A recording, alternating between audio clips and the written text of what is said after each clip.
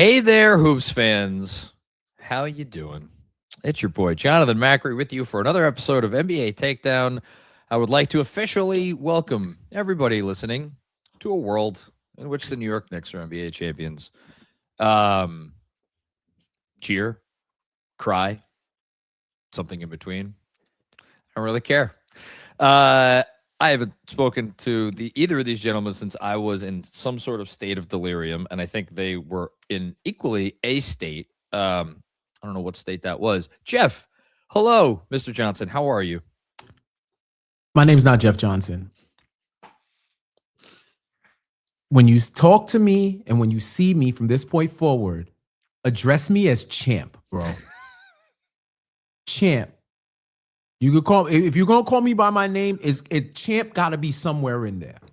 Because as a wise man from Uptown once said, I am not a Knicks fan. I am a Knick. You shitting me? I am a Knick. So please address me as champ. You look like you wear it well. Like you look like champ. If you're a Knicks fan, you wear it well because you are a champ. Man. Yeah, we're going to dig into that in a second. I am also here with Shawn Hardy. Hello, Shawn.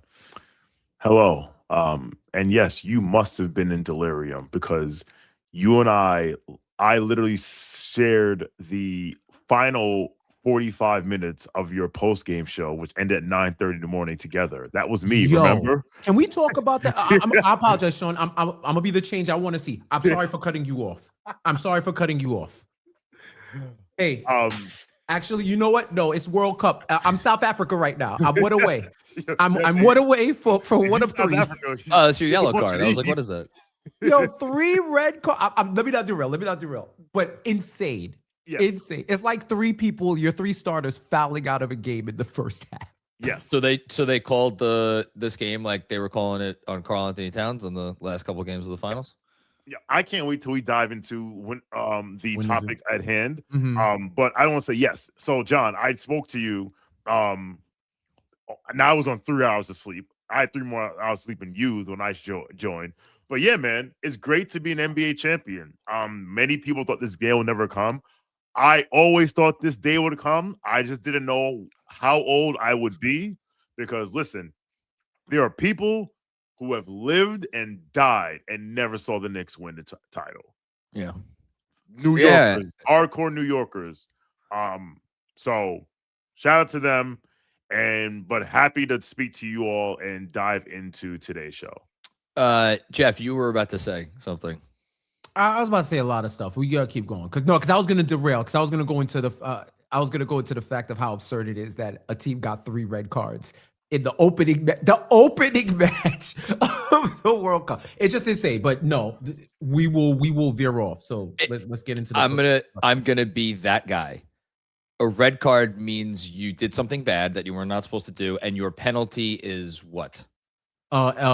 Disqualification. So think about it like this.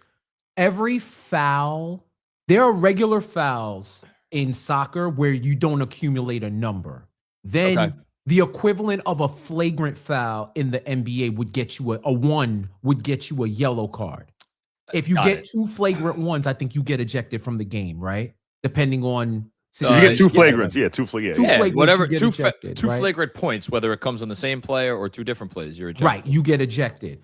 That's how yellow cards work in soccer. So if you get 2 yellow cards, you can get ejected. You could also get a red card off jump for something that's like extremely egregious. For example, if I'm running to try to dispossess you of the ball and I come in with my studs at 90 degrees and I clip you in your chest, I'm out of here. Got it. All right. I'm thinking about when I keep wanting to call him Derek Harper. It's the 5th time or 6th time. Yes, I know, but I don't know why I keep wanting. That's a compliment, by the way. It's Jamal Crawford erasure too. Why is it Jamal Crawford erasure? Because he wore number 11. Oh, which is going to get lost to history. He knows it, which is hilarious. Yeah, no, that is unfortunate. Anyway, when Dylan Harper tried to take Mikal Bridges' eyes out, would that have been a yellow card or a red card? Probably a yellow card. No, it's a red. Yeah, it's a red. Any contact to the face is a red card. That's why they don't fight for real. Yeah. Okay.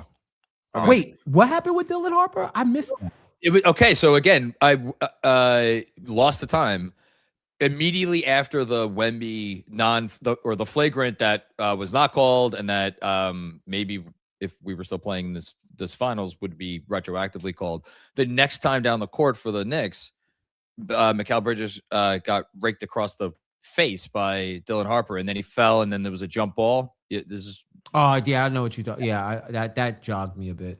Not called at all. And you, how often do you see Mikal Bridges complain about a non-call? I could count that amount of times on one hand.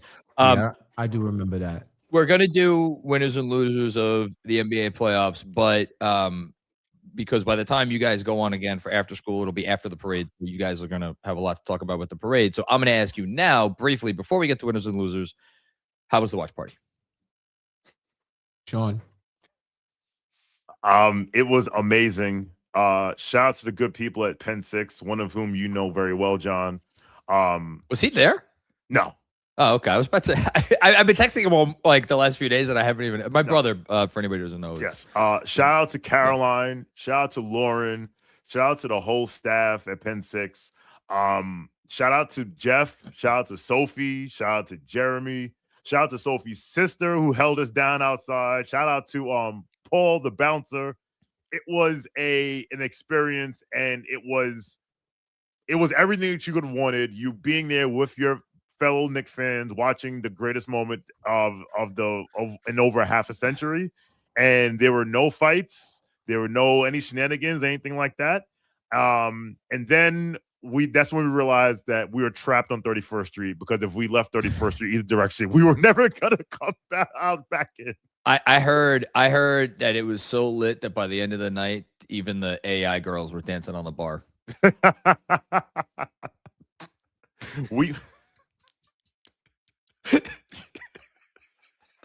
No soul in their eyes, just smiles. Just smiles. We're just here. What is there not to be happy about? We were created to be here. We're not happy to be.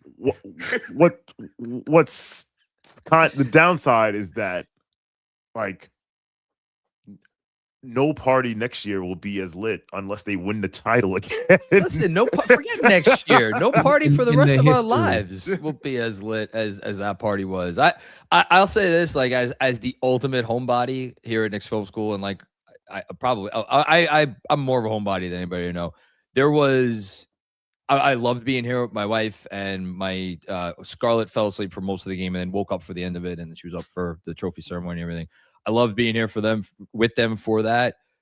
There was a part of me that, and I never experienced FOMO, and I was like, I wish I was with you guys. But you know something, John? If I was at home with my son, I would have been like, I wanted to be there. But when I was there, part of me was like, I wish I was home with my son. Of course, right? Yeah, no, you can't have it all. Yeah, so either way. Jeff, I saw you at some point in the middle of the night. 3 o'clock. 6 hours before you saw Shawn. Yeah, well, I know that. I saw Shawn multiple times. I saw Shawn in a train station. Oh, you joined remote. Yes. We get to that story later. Yeah, well, what was, when you're thinking about not the game, but the watch party, when you're thinking about it, and you're not the game. We talk about the watch party. When you're thinking about it 20 years from now, what's the first thing that's going to pop in your mind? The emotions that I did not think I would have when I realized what was going to happen. And Shawn and I, shout out to Kaz, who was also in there. My wife, Kelly, was in there. Our guy said, who we started the first ever Twitter space for the Knicks, live from the Mecca. So us being in that spot for Game 5 was beautiful. A bunch of other people, good people, regulars from our watch party, newer people. I think Shawn, we were all standing in like around each other, but in different parts, because it was just rammed in there.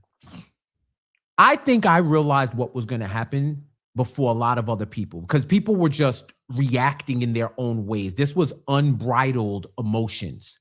that I witnessed from people who were just cheering, and you could see the various levels of sports trauma that have been inflicted on people, where the younger people were just in it and going crazy, and probably the older people were like, it's not 0-0-0 yet. It's not 0-0-0 yet. So they were like me in the with 3 seconds left, screaming like a madman, don't foul. No one is you. You are you. You're one-on-one.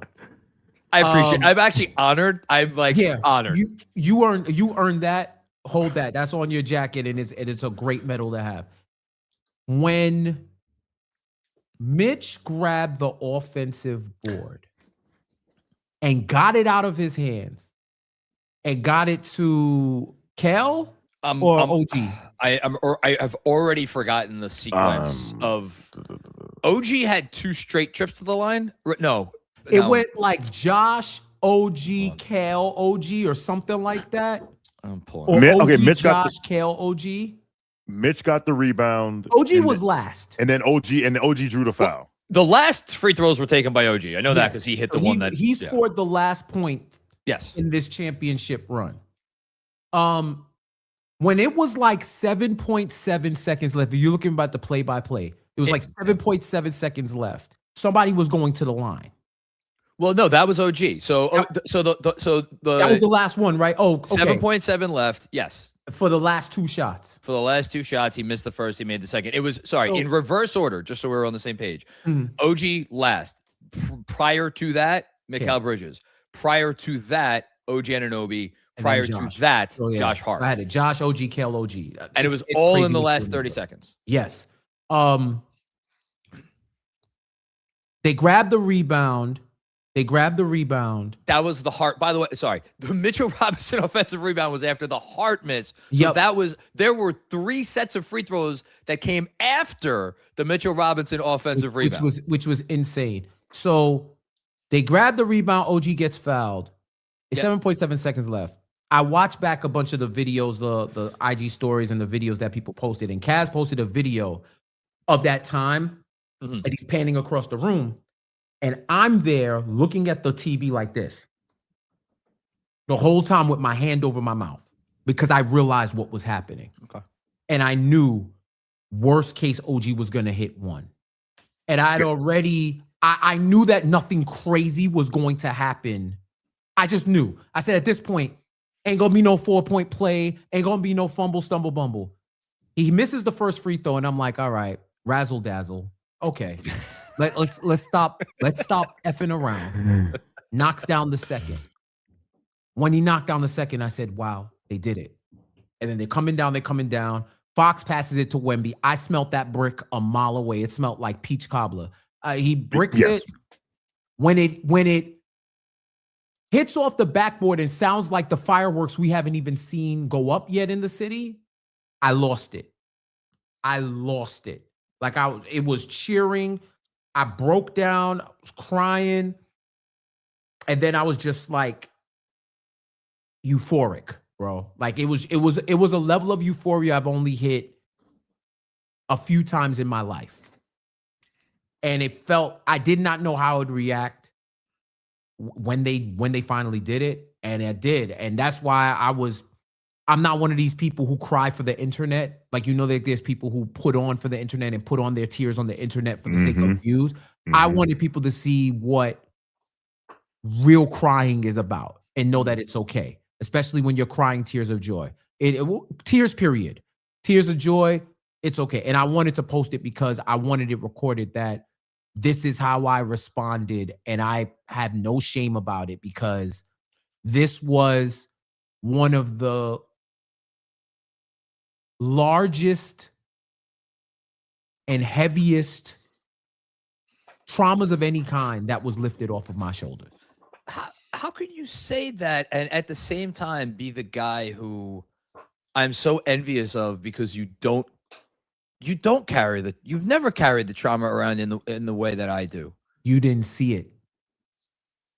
It's always there. It just was behind the wall. And it's either you get banished for life or the wall breaks down. I built up enough of the wall, and this 2026 Knicks team fortified the wall. Like allowed the wall. Like I let the guards leave the wall. This is good. I let the guards leave the wall because I knew if it didn't go down, it wouldn't be because of generational heartbreak. It would just be because they weren't the better team. And I can accept that. What I can't accept is you lose and it's some traumatic thing behind it. It's a memory that's going to be seared in my mind forever. But, you know, at the end of the day, I said it, man. Once they went on that run, I said, bro, this is the best team of our lifetime. If there was anybody else, and I told you this, I know you were on for 35 hours. You did a telethon, right?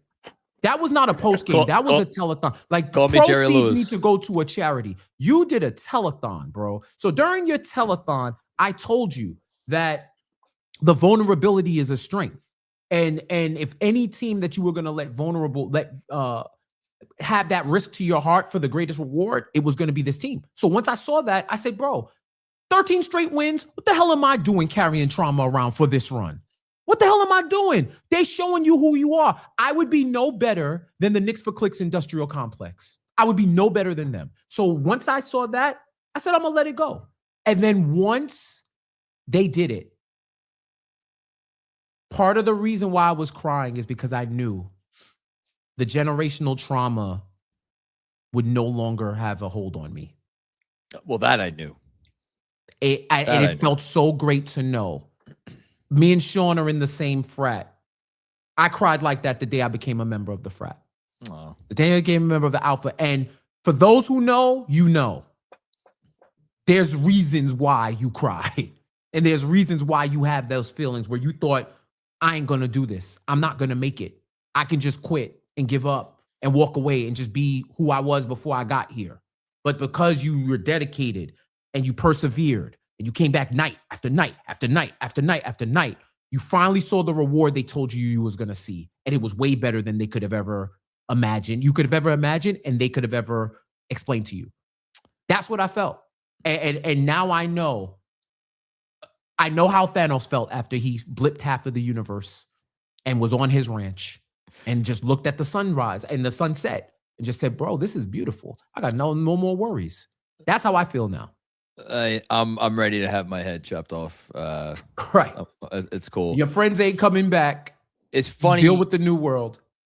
So two things. One, you talk about you were not worried about the trauma chicanery popping up its ugly head. There were 3 instances in this postseason run where the Knicks, there was a chance of more further Knicks trauma embedding itself. One was the Sam Merrill shot at the end of game 1. Yeah. Number 2 was the Wemby shot at the end of game 2 of the finals. And then number 3 was the Josh Hart miss in the whatever it was, 2 minutes left in game 4. Any one of those 3 by itself could have added itself to the list of the finger roll, the Halliburton shot, all that shit. None of them did. Instead, we got one play that was, you know, I heard Bill and Zach on the post-game pod talk about, is it one of the 10 greatest plays in NBA history? It's like, that's in that conversation, you know? And then second thing, and you'll appreciate this as content creators, both of you. It's funny.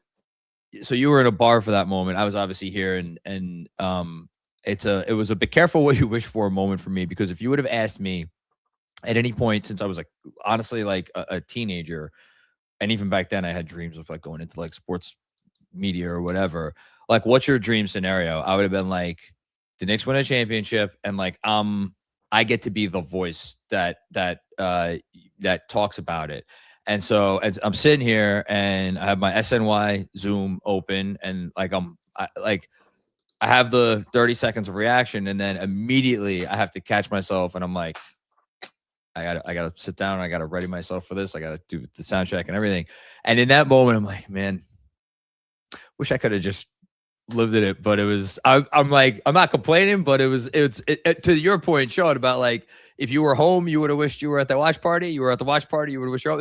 It's there's always something else you want. But that's life. So there you go. You got what you wanted. I did. It was very, very cool. I don't know what I said. Hopefully it wasn't too incoherent. All right. So here's how we're going to do this. We're going to winners and losers of the playoffs. We're going to kind of go round robin. so as to be fair, we can each take one Knicks-related player or person, and then we'll go through the rest of it. Just to start it off. Just to start it off, and then we go from there, and then we could, yeah. So Shawn, I'm feeling generous. You can have the first pick. Your first winner of the 2026 NBA playoffs. All right, let's get the Knicks out of the way. I was about to say we'll get the Knicks out of the way, and then we'll go through everything else. The biggest winner, because I don't know if he's the biggest winner, but what he's won is not being the biggest loser, and that's Mikal Bridges. Whoa! You just took like Travis Kelce with the first pick of the fantasy draft. Not this year, but like a few years ago. I didn't. No, I didn't. Justify it. I see the guy. No, first of all, Kelce is like a semi-justifiable pick because you get the tight end like for years. But you do that in the leagues where you know dudes is going to pick the quarterback first, and they pick the quarterback first and blow up the draft.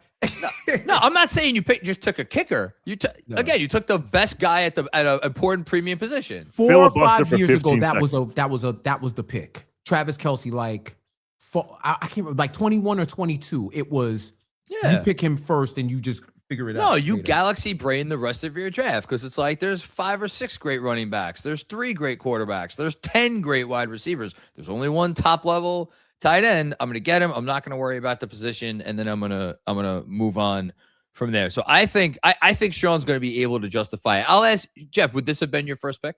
No, okay. It wouldn't have been my first pick. But I like it. I like it. I respect it if he's going the direction that I think he's going, but but guys. I went because funny that fuck them pick shirt has been downstairs in my basement for about like a week, and now I can't find it. But that would have hung over his head forever. That would have, if the Knicks don't win the title, the first sentence in his obituary would have been the traded 5 picks for in the summer of 2024. Like, I'm old enough to remember 2 months ago, Stephen A. Smith just deciding, well, I'm bored, so I'm just going this rant, and just started bashing Mikal Bridges' face in for no reason, saying while they were on a winning streak. Yes, saying he should be scoring 20 points a game. Like, well, where's the points coming from? Like, everyone, listen, I don't know if you shout out to said that posted in our little Wild for the Mecca chat, like, Mikal Bridges is on Instagram Live. He was on Instagram Live like an hour ago, drinking tequila, singing music. Singing. Chris Persianen texted me, Mikal is listening to Girls Dumb Sugar from Beanie Man on IG right now. And he's texted that to me because I introduced Chris to Beanie Man. Which is hilarious. I really F with Mikal Bridges heavy. Because like personality-wise, he seems like he would be like a dude that you want to hang out with. Like, you just want to hang out with, and he's just cool. I saw his reaction post-game. Yes. Bawling his eyes out. Yes. That's why I said Shawn's pick. I totally get it. He felt that weight. And now that weight has been lifted off of his shoulders. I like that picture. Never has to worry about that shit again for the rest of his life. Second leading scorer in Game 5, by the way. You and rewatching, like, again, not a big time points total, but like there were a handful of basically all of his baskets. Like, when they needed a bucket, he got them. There was a runner, like a baseline runner in the beginning of the third quarter. Yep. And again, that was not long after Cat went out. And it was like, shit, they have stood 37 points at halftime. Where the fuck was? Now how are they going to score? Yeah. So, you know what? You did it, Shawn. I commend you. Jeff, you get next pick. So there's obvious answers. There's so many answers, which is why they're a generational team and it went on a generational run. And I'm not going to entertain anything else. And you know what? We don't need to anymore. Oh, I can't wait for after school. Anunoby. You guys are. He raised his profile he wanted the burden of offensive play. He in Toronto, he said he should have been shooting more. We know here he wanted to shoot more. I don't think he's getting snubbed for awards anymore. I think now he's getting the national OG Anunoby has arrived bump. I think next year he's in pole position for first team All NBA. He's in pole position. First team All Defense. I mean, should have gotten it this year, maybe but I misspoke, but maybe I didn't. First team All Defense, definitely All Star, and I'll say an All NBA team too, because he looked like one of the 15 best players in the league this playoff run. You know, for all the Fakakta awards we have out there, why can't the NBA do an all playoff first and second team? Who said? I think Bill said that. And I'm like, he's right. If he did, I apologize. They like, should. I didn't hear he said it. It wasn't on. It was. I think after Game 4. But it was at some point. He said, "Okay, yeah." I got it. And he's right. Like, why can't? Oh, because he was talking about like Finals MVP. No, it wasn't him. It was Bomani Jones. It was Bomani Jones. First and second team for Summer League. You can't do first and second team for the playoffs? Because my point is he would made first. They should do that. It would be easy to apply it retroactively. Sure. Like to just go through the annals and because we have enough people around, at least from 90 to now, to institute it. That people were there when it happened. We have enough people to have like an all NBA. And to that point, let's get a third team for defense. Well, we value defense more. Especially the fact that now that's positionless and people are filling out their ballots with 3 and 4 centers on the first team. That's even more. We're going far afoul, but yeah, I completely agree with that. Man, my top 2 picks are still on the board, so I could just say, since you guys are each limited to only one Nick, I was deciding between Brunson and Mike Brown. Those were the top 2. That's why I said I knew they were easy, so I wanted to go with somebody who funny enough, I want to give more recognition. And you know what? Some kind of fucking draft this is that none of us are going to take Jalen Brunson. I'm going to take Mike Brown because I think Mike Brown got into the Hall of Fame this weekend. Oh, yeah. Or it's the playoffs. So like the last 2 months, whatever it is. I think Mike Brown got into the Hall of Fame over the last 2 months. And I don't think that was, that was not happening. It does not win a title. Yep. Agreed. Just flatly. Jalen Brunson was already going to get into the Hall of Fame. He was already like, that's that. So, obviously does this, and well, now we could just have a brief Jalen Brunson discussion. Like, how much did this elevate his standing around the league? Do you guys think? You know what's funny about that? It shouldn't have had to. Well, that's the funniest part, which is why I like the way the draft went, because all 3 of us here know that he is a constant variable. We don't solve for X with Jalen Brunson. He's given, right? Well, but what I think about dropping bars. What I think about him is now the caveats are gone. Now the doubt is gone. The only guy he gets mentioned with playoff stats is Mike. Every year he's been a Knick, it's Mike and Brunson. They may go down as the top 2 clutch playoff performers you think about when you think about the playoffs. And Brunson is rivaling Mike. Brunson is rivaling Mike, and that's not a crazy thing to say. It's not. What I think this does is now you can no longer diminish his greatness because he's 6'2" or 6'1" or whatever you want to call him. Now the greatness is what did Tyler say? No lead too big and no guard too small. Mm-hmm. But as a you bar, about that bar. Was I might get that tattooed on me. Like I know Tyler walked away like Ryu after the end of Street Fighter when you beat the game, and he's just like, we're on to a next challenger. He has the duffel bag on. Bro, he knew he could. I'm gonna tell you how I knew he could. And Tyler, I know you be watching. He said it, and then he leaped back in his chair. I was like, yeah, you caught that. You definitely caught that. So all the respect to Tyler. At the end of the day, John. Yeah. They can no longer limit him by their own limiting beliefs. No. Now your belief no longer matters because reality is the constant truth, is the main source of truth with Jalen Brunson. And at this point, it's not about whether or not he's a superstar. It's where he's going to end up on the list. Yes. I was just thinking of the call. Everything Tyler did was amazing. I couldn't take my eyes off Monica's face. Dude. It was in her eyes. Almost got that. Someone started chopping onions while I was watching. Yeah, Monica. It was. And she had a great line also before what Tyler said, where she said, the way a team writes a love letter to a city and to his fans is with a championship. And 1000%. And what did Brian Windhorst say? And this is why I picked Mikal Bridges first, although anyone can go first. Winning a championship means never having to say you're sorry. Jalen Brunson doesn't have to say he's sorry. Mike Brown, Mikal Bridges, Leon Rose. He could have been a pick too. I mean, I'll give you. I looked up a bunch of Brunson stats last night because I started writing my newsletter after 9 at night when I had 3 hours sleep out of the previous 40.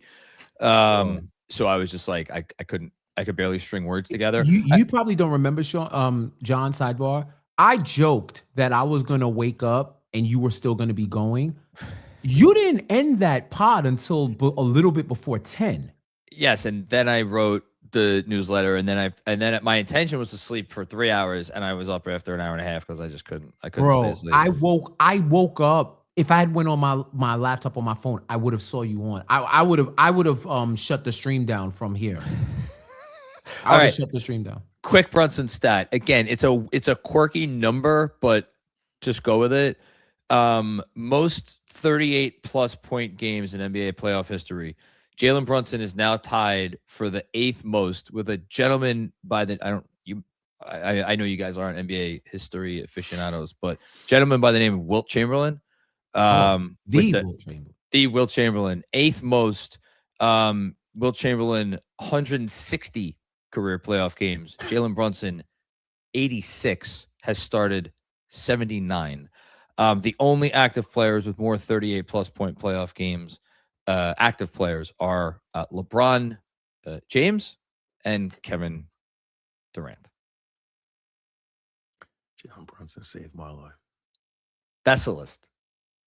Anyway, okay. Let us, now that we got those out of the way, let's do a round of losers. And then we'll go back to winners and losers, and we'll finish up. Shawn, I'll go to you. Oh, you gave me the low-hanging fruit. You didn't give me the low-hanging fruit, and I appreciate that because Victor Wembanyama is a smug, bitch-ass, asshole, prick, sucker, motherfucker. Seriously? Fuck that guy. Hi, kids. Seriously. Like, the amount of bail that this clown has been shot for all of his bullshit is insane. I was watching Basketball Illuminati, shout out to the Count the Dings Network, and they do a thing called Do You Believe? No. Shawn, alien jammed his signal. Oh no, he did. Alien jammed the signal. So I'll just say, while Shawn figures out his internet situation here, I was going to ask you guys. I figured he would get taken, but the question I was going to raise is there a justification for, even after the finals he just had with the chicanery, that Victor Wembanyama is a winner of the 2020-26 postseason? And we're not going to make that argument. I do think there is an argument. Yeah. I mean, I don't think.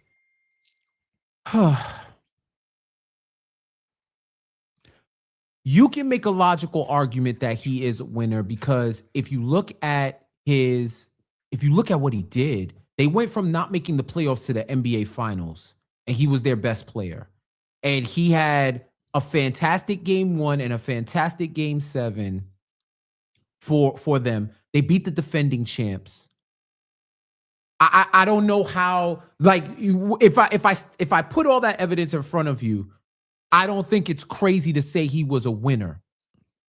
Until we get to the NBA finals and his performance in the finals, to where you could say he won overall, but he lost on the biggest stage, and the way he went out is what, to me, tarnishes a little bit of this. And I've seen debates with a lot of the national media about his arrogance and his nasty streak. Do you actually want these type of players being nasty and whatnot? And here's where I land on it. You have a responsibility to comport yourself in a certain way. And if you don't, then you accept the consequences for how you carry, how you move around, the things you say, the things you do on the court. If you're going to be nasty on the court and you're going to be borderline with the physicality, if you're going to go in interviews and call teams less sophisticated than other teams and never come out and give credit that a team was better than you, if you're going to walk off the court after you were eliminated on your own home court, in your own arena, and refuse, I don't even say refuse, you just didn't shake hands, you are now creating a villain narrative. There's some people who embrace it. There's others who reject it because that's not the type of people. Think about CJ McCollum. Yeah. I'm not a villain. I'm not a villain. I'm just hooping. I know what comes with that. Bro, it's just us versus the Knicks. I'm not a villain. And you saw for the rest of the playoffs, those quotes weren't coming out the same way because he caught himself. Yeah. If you're going to be the type of person who is going to assume a certain character profile, if this is your gimmick, then live the gimmick and be unapologetic about living the gimmick and understand there's certain consequences to come with it. And the media also has blood on their hands for exalting this guy and elevating him to best in the world status based on one playoff run because they're eager to make him the next big thing. Well, I have to defend the national media. In fairness, the conversation about best player in the world by the end of the regular season was a 4-person conversation between him, Luka, Jokic, and SGA. Luka did not play in the playoffs because he was hurt, and it's how many playoffs now has Luka missed because he's been injured at the end of the season? Not, you say it's not his fault, but conditioning has been an issue, so whatever. Jokic, extraordinarily underwhelming first round playoff defeat, and then SGA, extremely underwhelming for 6 games. And you could say that like Wemby got the best of SGA. Mm-hmm. So I agree the cart was put ahead of the horse before the finals started. But I also I understood it from that perspective. Where I come down on Wemby is for all of the antics and all of the chicanery and all the nonsense. I think he could have rescued it all if he had a different post-game presser after the end of game 5 and got up there and was like, congratulations to the Knicks. Like, I'm sitting here and I'm hurting and this sucks, but they were the better team. They showed us like what it means to be a champion, yada, yada, yada. I learned. And like he gave one answer in French that I read the translation. I'm like, okay, that's like a little better. But then when all the other stuff and then how he dipped out was just like, man. So I agree with both. He is a loser of the playoffs. So yeah. And that's my thing, John. And I see Shawn is joining back. If that's who you're gonna be, own it. Yeah. I don't have a problem with it. Own it. For what people said about Reggie Miller, he owned all of it. Oh, he still does. He lived it to the point where he goes to New York. He's safer in New York now than he was as a player. Remember, you hear stories about how he said he wouldn't eat out in New York. Because he would think people was trying to poison him. But he assumed it. For all we say about Trae Young. Trae Young embraced it. And that was his gimmick. And he never folded on that. He embraced it. I think part of it, and I got you about the whole, it was justifiable to put him in the conversation for best in the world and elevate him. But then to whom much is given, much is expected. So if y'all are going to put him on that pedestal, don't try to hold it up when he's shaking and teetering and about to fall. He's the one who made the pedestal teeter when he didn't want to shake hands, didn't want to give credit, committing these flagrant fouls and then acting like Sacre Bleu. I don't know what I'm doing, right? He's the one that did that. He's the one. Don't tell me they're young and inexperienced when y'all said that the East was weak and you wanted to elevate him. And it was a foregone conclusion that the Spurs would win. Are they young and dumb or are they ahead of their schedule? Pick one, because y'all are the ones that made it a binary, not us. So now that y'all made it a binary, when everybody's on one side, like, all right, your man didn't come to play. Your man was choking. Your man choked away a few of them games. And now your man don't want to shake hands. That's not on me. I'm following y'all protocol. You see how that doesn't work for the guys that you like? But you wanted it to work for the teams that you wanted to slander. Maybe the monks heard me and decided to shut down my cut out my entire. They're very feisty. Started about that. They're very. Listen, we're not going to get. We're not going to get to that. We need to move on. I'm going to take another piece of low hanging fruit, and I will go with Chet Holmgren, who was talk about princes that were promised that went where the cart was perhaps put before. Now, listen, the difference is he's an NBA champion, and he like had a good playoff run a year ago, so it's not.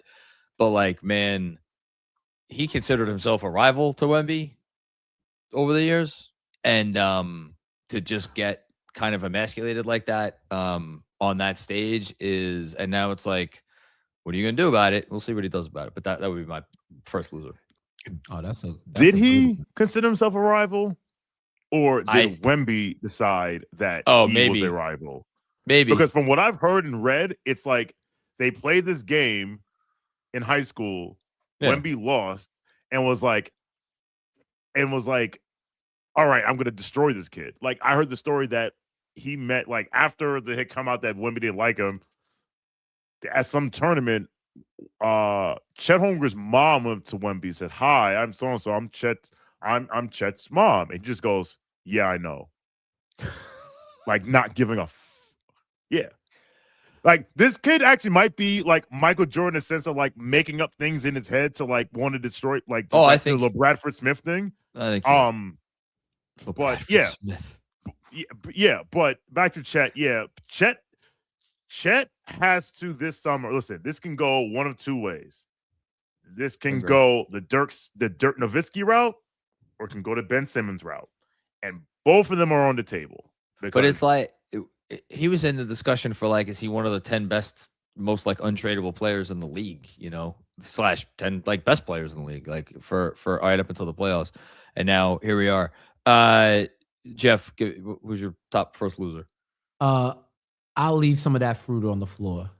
Giannis Antetokounmpo. Oh, the galaxy brain strikes again. And I know why. Oh, I think I know why too.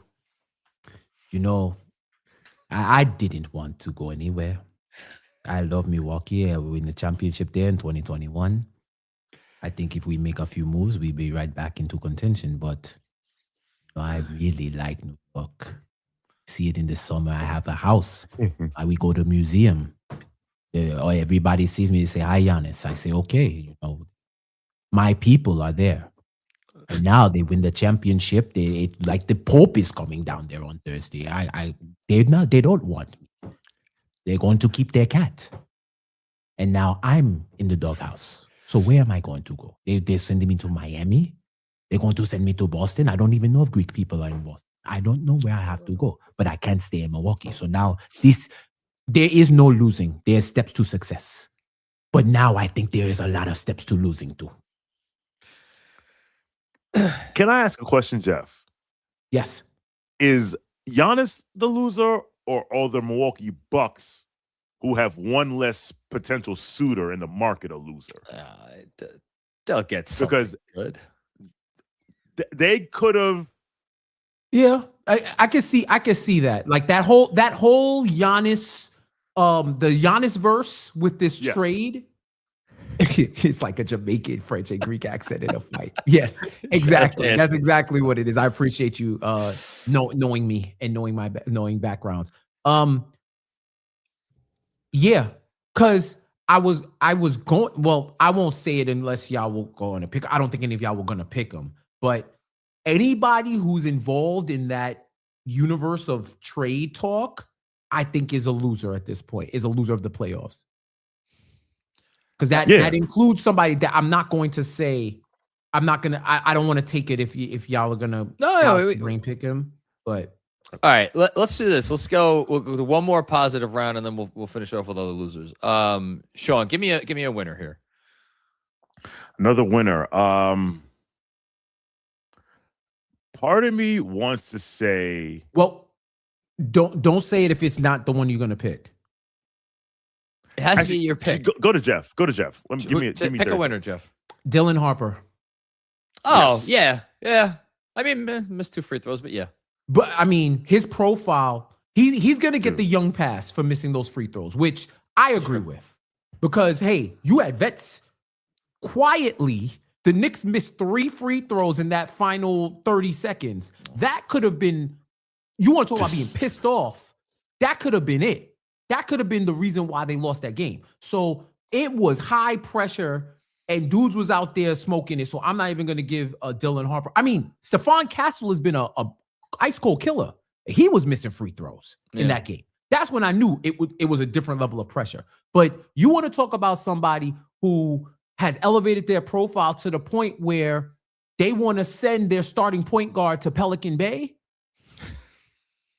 I think he's gotten a lot of good press, and like the future is bright, yada, yada, yada for Dylan Harper. Like people want Dylan Harper to start next season. They wanted him to start in this series. Did you catch let alone the next season? Did you catch the Vassell quote after the game?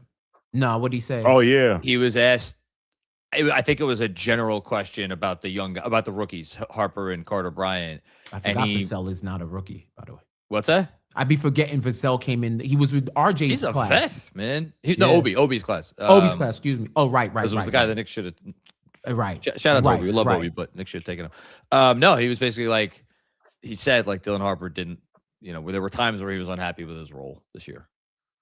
Oh, that's where the reporting came from. Yeah. That's where that started. Okay, yeah, I saw that. All right, I'll take an easy one. I'll take Tyrese Maxey. I know he got swept out of the second round, but I don't think anyone's putting that on him, and he is continuing to acclimate himself as like one of the young up and coming stars in the league. It was between him and another East lead ball handler, but I'll take Maxey. Yeah, I mean, no one's gonna batter Maxey for that series because they ran into a juggernaut. Excuse me, the Juggernauts. I will take, and I'm gonna go off the board here because I'm whatever. I'm gonna go with Anthony Edwards. Ooh, because you can say, you know what? If that guy wasn't on one leg, things might have been different. Yeah. And listen, they went to 6 with him on one leg. Yes. Is Anthony Edwards more of a winner, or is Julius Randle more of a loser? Oh. I don't take any pleasure in saying that. I swear. No, I do not take any pleasure in saying that. But it was a rough. It was not the best. This was like a make or break playoffs for Randle too, because he had one good one, one bad one, and then was injured. So it was like the tiebreaker. Yeah, he just rough at the wrong moment, man. Yeah, I mean, tough competition, but like that's why like what the Knicks did was so impressive because they never. I was about to say they never let Wemby's defense overtake their overall offensive game plan. Like they did at times, but it never got them rattled, and they always kind of figured out ways around it to their credit. I thought Zach Lowe put it well, where it's like they never let Wemby like intimidate them, which was smart. Okay, let's finish up with some other losers. We could go round robin. If anybody has one at the top of their dome, I have a one that I wanted to just get out of the way. It's my big one that I don't think anyone is going to say. Joe Mazzulla / Mazzulla Ball. And Thank you. The Boston Celtics. And look, and I wanted to be the one to say that because nobody gave Boston, amongst us three, certainly, too much credit more than me. I was always giving them too much credit consistently throughout the entire season. They were my boogeyman. And Joe didn't have a great moment in the first round. You know it's bad when the president of basketball operation comes out and says we can't do this anymore. And Jeff, that happened. He was like, we have to Brad Stevens. Yeah. Yeah, He's like, we have to think more inside out. And listen, shout out to him for realizing like we cannot keep doing the same thing over and over again and expecting a different result. Brad's smart. Yeah. He's on the ball. He knows what's up. Yeah. So that's a good shout. What do you got? Losers, I mean, there's a guy in Cleveland who is extension eligible. So how does that work now? I don't know where Cleveland... Which guy? Well, you're right. The other one is two. a free agent. Oh, one's a free agent. Harden doesn't have an option, or no? He doesn't have an option. No, I think he waived it, or he's gonna waive it. I'm sorry. Yeah. All right. So, okay, I was getting confused. I was thinking about Harden. Who's the? You're saying Mitchell? Yes. Okay. Because now it's all right. We mortgage our future for you. It didn't work with Garland, although Garland's injury history, whatever. We brought in James Harden, and to be fair, like bringing in James Harden to solve your problems. I mean, in the playoffs, like, God bless you, but like he can't necessarily. I've said it for years. I hope he likes black and white, but can you win? And listen. Far be it from me to doubt any team winning a championship with a small guard as his best player, but I'll say this: as long as that small guard is in the same conference as you, Donovan Mitchell, I don't know where you're going. So, and again, I believe he's extension eligible. Do you this know how summer. much money his next contract is going to be? Oh yeah, it's like $300 million. Talk about money that you might not be dying to pay in a year or two.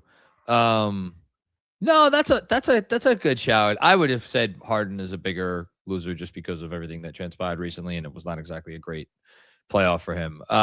Jeff, you got another loser?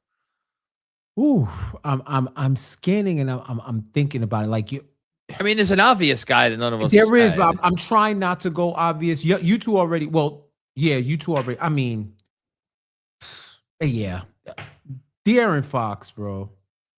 And you want to know, Spurs fans, you want to know what generational sports trauma looks like? De'Aaron Fox, to a lesser extent, has become your Game 7 John Starks. And Dylan Harper's your Ronaldo Blackman.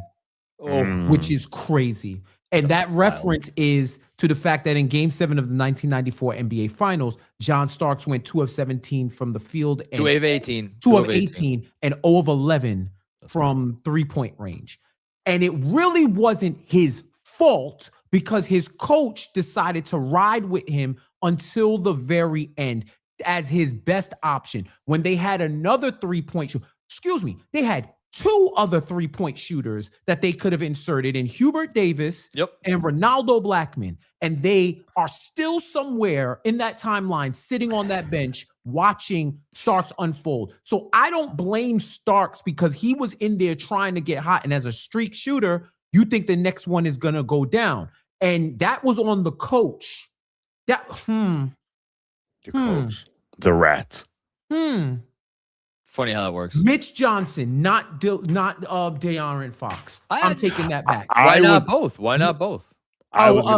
You know what? Then I didn't know if I could pick one or both. Yeah. But they will be a tandem. They would be a tandem. So in my story of that, to give you the historic concept of why I'm saying that, it was evident that this was not a De'Aaron Fox series. Yeah, he's hit clutch shots here and there. They don't win Game 3 without De'Aaron Fox. I'll say that. But they don't lose Game 4 if De'Aaron Fox doesn't take that layup. And a lot of other things happened. But if you are the vet on this team, you are supposed to be the one that doesn't make those plays. And I understood his logic in the aftermath, but more prevailing logic, safer logic should have taken over. Like if you're doing your permutations, what is scoring 3 points with under 12 seconds going to really do in the grand scheme? I mean, as opposed to taking time off, right? It's on Mitch Johnson. Mitch Johnson stood right beside him, said he's going to have the ball. This is our best player. I don't care about contracts. I don't care about none of that. Dylan Harper was nigh unguardable in that series when he took the ball into the paint, when he drove. That man was incredible in this series. No, if I'm gonna go out, I'm gonna go out with that dude. And I understand the loyalty to Fox. You can't abandon your players, but this is juxtaposing Mitch Johnson with Mike Brown, who will find an answer and circle through his roster, putting together combinations, stuff you may have never seen before in the regular season or the playoffs, because it ain't about the egos, it ain't about the bread, it's about the ring. And Mitch Johnson had De'Aaron Fox out there looking crazy when he knows that he could have went to a different formation to win the game. So, yeah, I would put them to, because the way De'Aaron Fox has kind of been scapegoated about that is it's a bit nasty. I get it. Heavy is the head that wears the crown. But Mitch Johnson, also a young coach, had the ability to change that. And he did. So, yeah, it's absolutely insane to think that's what I wanted to remember. De'Aaron Fox, and you got the play-by-play up now. In the fourth quarter, De'Aaron Fox checked in with about, I want to say 3 or 4 minutes to go. It didn't come out for the rest of the game, right? I'm looking it up right now. So Fox entered the game 50 remaining. With how much remaining? And oh wait, so with 6 minutes and 50 seconds remaining, then he checked out. And then came back in, right? With like 3 something to go. He check out. Hold on. He was in for the whole second half. Oh no, and then he checked out. Luke Cornett checked in for him for rebounding purposes with 26 seconds left. So he was in for the whole, so he was essentially the last 6.5 minutes. When he came into the game, I tapped Shawn and I tapped Kaz, but I definitely was directing it Shawn.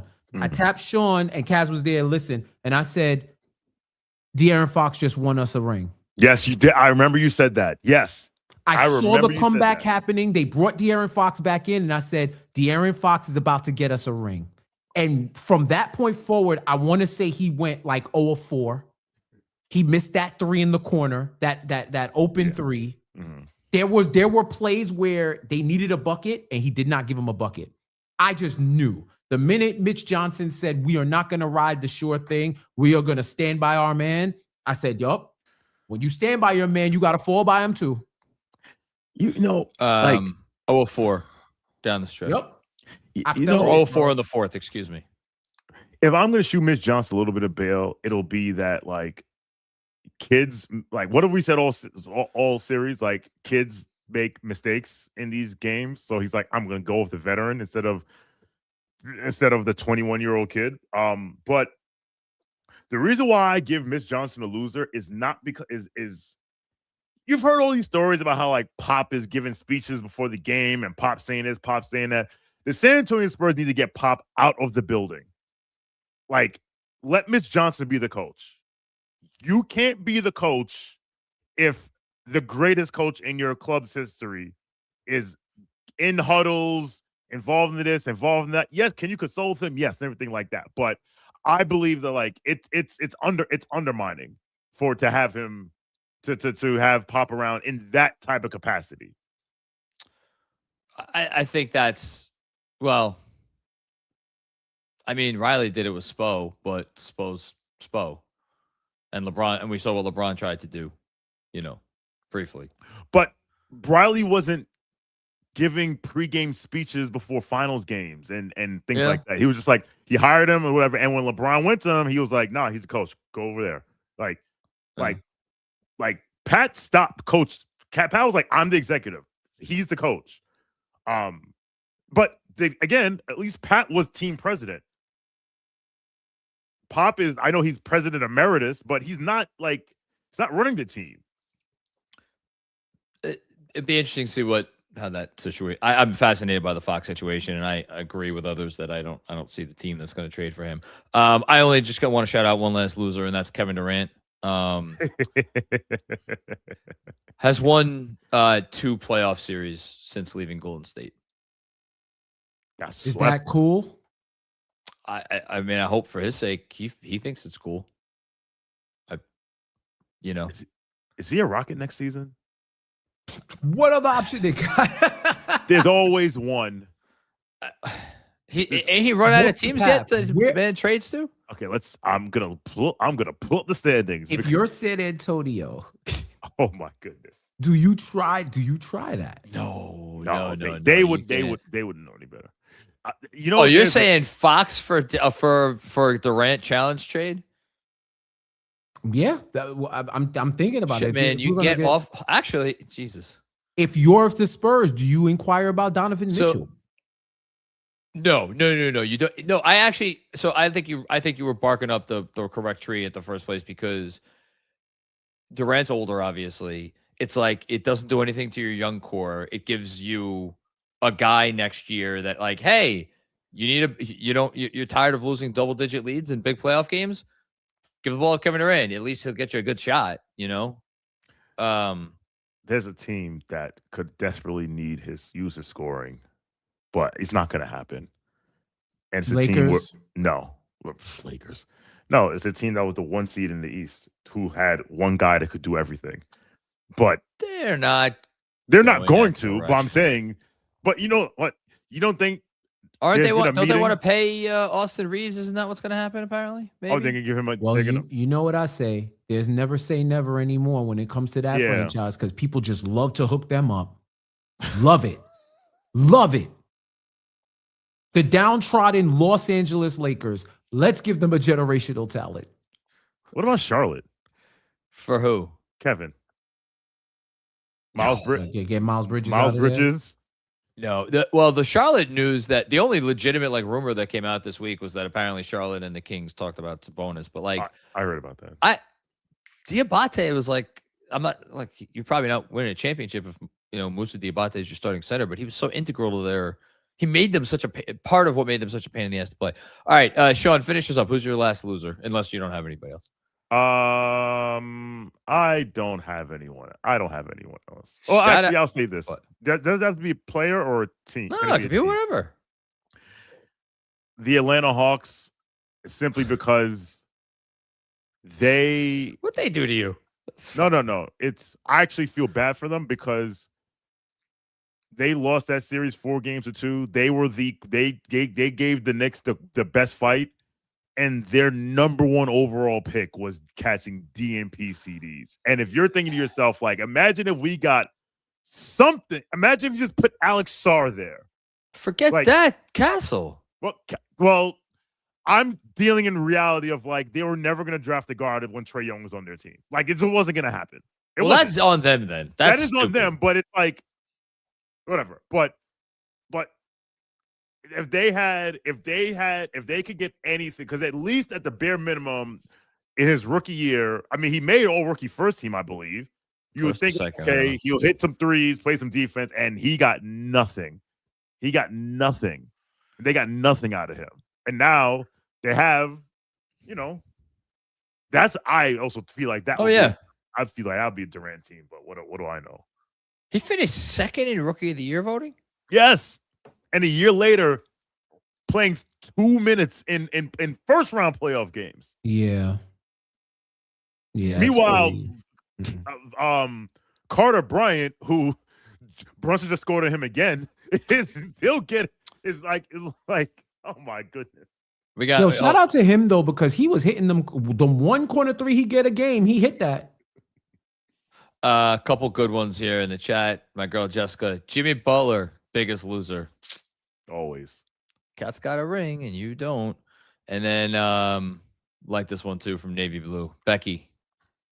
Our girl Becky Hammond. Becky's not the loser. The Becky Bandits are the losers. The who? The Becky Bandits. The people who have defended that take. Because again, you can't say Becky was right when the Knicks didn't win the championship. but then says Becky is right when the Knicks won the championship. It's the Becky Bandits who spun the block on all of us for 2 years every time they got eliminated. Every time they got knocked out the playoffs or they lost a consequential game, that clip kept resurfacing. Now when people want to spin the block, we're chauvinists. Candace Parker also caught L's too. Shout out to Leslie Jones. You gotta find that clip. Leslie Jones had Candace Parker on, and Leslie's like, I think the Spurs are gonna win. And Candace Parker was, they got Devin Vassell. They got all these young dudes. And Leslie Jones is right. Like, Wemby's great. I'm not. The rest of these dudes, and to her point, she was right in the sense that, Jeff, what we say all the time, if Wemby don't play 44 minutes, they can't win. Bro. Yo, that's man. Why, you want to talk about shooting Mitch Johnson Bell. What did I was screaming it. Wemby can't sit. Luke Cornett had a stomach bug or something. And Mitch Johnson was like, boy, if you don't get, you better get your ass out there for 4 minutes. And what? Oh my gosh. Hold on. Luke Cornett was a -3 in 10 minutes. I'm breaking my rule. We're going to end with this. You know who's a winner of the freaking NBA playoffs? Ariel Huckporty. Yes. In the battle of the backup Knicks centers, Ariel took on the Cornette. What was his name? The Unicornet? Unicornet. And Huck won. +4 in less than 2 minutes in a game where the Knicks won by 4. Wait a minute. No, dude, it's so symbolic. If ever there was anything that was more symbolic of the Leon Rose regime, 55th pick in the draft, you know what? We're going to draft a kid who, when he needs to give us 5 minutes or 4 minutes in a fucking closeout game on the road in the NBA Finals. 55th pick. Yo, and how about he's also the MVP of the post-game presser? Oh, Boy, I don't ever want him to leave the Knicks. That gentleman had himself a time, it seemed. Really quickly, I looked back and because I saw Mitch Johnson was like alternating, like he was trying to like alternate the minutes. I didn't realize Wemby only played 37 minutes last night in game 5. And I'm like, that's actually insane. Mitch Johnson didn't want any of that smoke that he got after game 4. And look at what happened. But you gotta, because honestly, I'm watching the game. I'm drinking rosé. My analysis is like, because I saw like the substitution pattern. I was like, okay, he's trying to keep Wemby fresh, but in my mind, Luke Cornett was playing like a minute and a half. I didn't know he played 10 minutes. I know the solution. The Spurs should hire Tom Thibodeau as a special coaching assistant to work these boys up to get them to play. We're going to get you to where you play 48 minutes in a playoff game. Frenchie. You know, it's funny. Nobody played more than 39. That's actually insane. Look, that's actually insane. Castle played 32.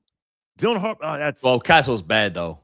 I mean, he was bad. He fell off in the last couple of games of the finals. Harper's the guy you want to talk about here. I mean, the fact that Harper was not playing 40 minutes a night in these games is and look, as Knicks fans, I think we would all agree that we're happy that we did not have Dylan Harper playing 40 minutes. He was their leading scorer off the bench with 25 points. Dude, he was. I'm petrified for what that dude's going to be. And he was a -12 for those who indulge in that. But I would have rather him empty the clip. Like, it's a results business in the finals, guys. It's not about regression models and spreadsheets. It's about results. And I would have much rather went out on my shield. If I'm a Spurs fan, you have the 5 titles, so this is less impactful because you believe you're going to be back. Yeah. But nothing is promised. Remember OKC was supposed to do their run? Remember the Celtics were supposed to be on their run? Some of y'all are still glazing the Celtics by putting them at the 3rd best odds to win the title next year. Well, that's ridiculous. Remember Shaq and Penny? How it wasn't if, it was when dynasty. And how many? That was supposed to be a dynasty. The Russ, KD, Harden, Thunder. One finals. That one too. I mean, Hakeem eventually got his too, but when he went with Sampson in '86, it was like, oh my God, the league is done. Look at these guys. It's over for everybody else. And it was a decade before Hakeem made it back. So you never know with this stuff. You really just never know. Except that we know the New York Knicks are the 2026 NBA champions, and what a freaking world that is. I love how I said we're like, let's do a half an hour today, and we've been on here for 75 minutes. We're not done yet or anything. We'll be back next week when there is something to talk about. That's gonna probably at the end of the month. Yeah, draft like free agency. So like I guess is John Horst still running the Bucks?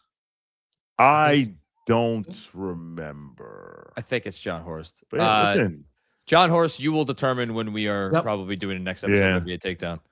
Oh yeah. Listen, next week we got the draft next week, free agency after that. I don't know how much summer league we're gonna do. Hey, Diawara FC year 2.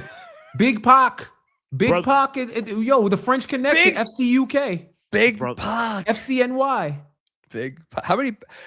All right, here we're gonna end with this. How many points did Pacome Dadier score in the 2026 NBA playoffs? I need a number from each of you. 15. 4. Jeff said, wait, hold on. Jeff, you said what? 15. And Shawn, you said 4. 6. Final answer. 6. You could pick any single digit number you want. Jeff's getting this. 20 points. Jesus Christ. He went crazy in one of the Cavs games and one of the Sixers games. Remember, they got made, and in the Hawks, I think one of those 3 super blowouts, he went crazy. Like, dude, he was 8 of 16 from the field in the playoffs. He took 16 shots. He was took 16 when he shots. came in. That man was auditioning for a role. He was hitting. There was one game. Played 40 minutes. Yeah, there was one game where he went bonkers from the field, and I was like, "Whoa!" That's why I said it's at least 15. Yeah, man, it's a good call by you. I would have said something closer to Shawn. I would have said something. I don't know what exactly I would have said. I would have said something closer to Shawn. I just remember because I was like, "Who the hell is that?" I know. Wait, that's Dadier going crazy like that?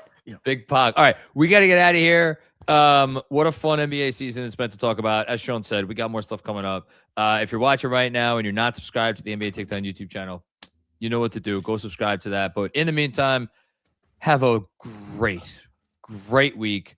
If you are going on Thursday, and if you're watching this, I would imagine you might be showing up on Thursday. We will hopefully see you there. I'll be there. I know these gentlemen will be there. And all right, that's it. We'll talk to y'all soon. Peace out.